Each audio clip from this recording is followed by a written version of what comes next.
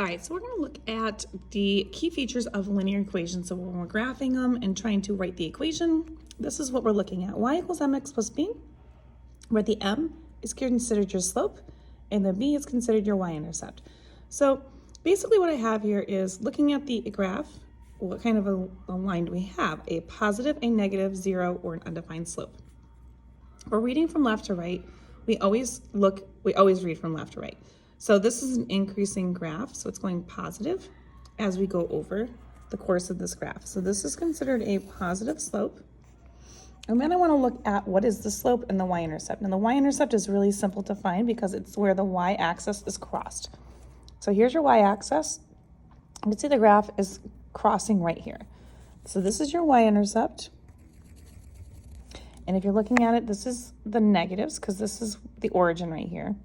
So this is 1, 2 down in the negatives. So the coordinates for the x-intercept are 0, negative 2.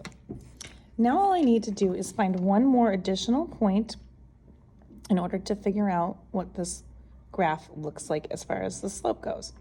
So I'm looking for a nice point that crosses the graph 100% on an integer. I see one right here at the very top. I'm going to use that as my slope point. So we have this one point right here.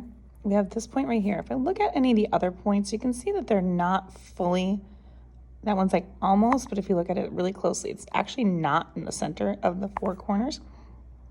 Same thing with this one. So the only one that I see that's perfect is this one and then this one up here. So now we're just going to count our rise over our run to figure out the answer.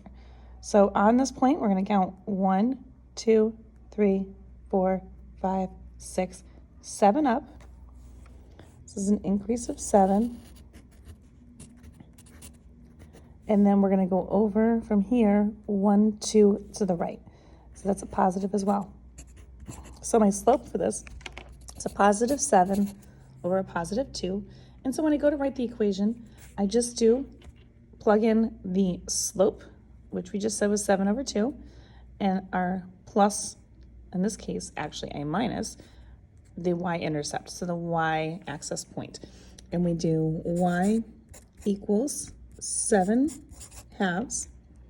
X still stays there. And then we just look at that y-coordinate, which is a minus 2, and we put minus 2.